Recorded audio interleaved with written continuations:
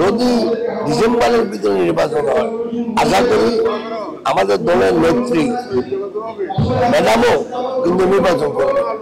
তো আমরা এই 19 বছর থেকে আমরা আন্দোলন, সংগ্রাম, অত্যাচার, নির্যাতন, লাঞ্ছনা, বঞ্চনা সহ্য করে আসতেছি। তো কেউ যদি বলে আমরা হঠাৎ করে নির্বাচন যাচ্ছি, তা না। আমরা নির্বাচন কিন্তু 2006 থেকে চেয়ে আসছি ঠিক মতো। 2 নম্বর হলো যে যদি একটা দেশের সরকার যদি জনগণের কাছে দায়বদ্ধ না থাকে, তাহলে তারা তো কোনোদিন ভালো কাজ করবে না। সেই জন্যই আমরা চাচ্ছি এই নির্বাচনটা যত তাড়াতাড়ি। এখন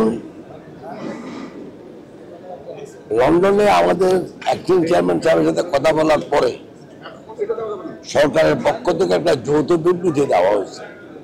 অতএব আমরা ওটাতে বিশ্বাস করতে চাই যে ফেব্রুয়ারির প্রথম সপ্তাহে নির্বাচনটা হবে।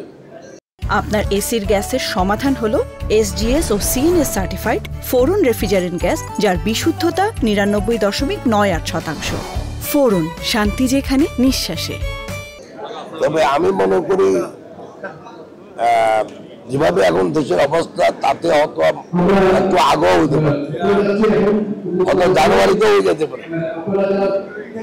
কারণ এখানে আমাদের কোর্টে একটা কেস এখন পেন্ডিং আছে সুপ্রিম কোর্টে, কেয়ারটেকার সরকার নিয়ে। যদি কেয়ারটেকার সরকার যদি পুনঃপ্রবর্তন হয়, তাহলে এই অন্তর্বর্তীকালীন সরকার কেয়ারটেকার হবে। কেয়ারটেকারের ভিতরে কিন্তু বলা আছে 90 দিনের নির্বাচন। আমি মনে করি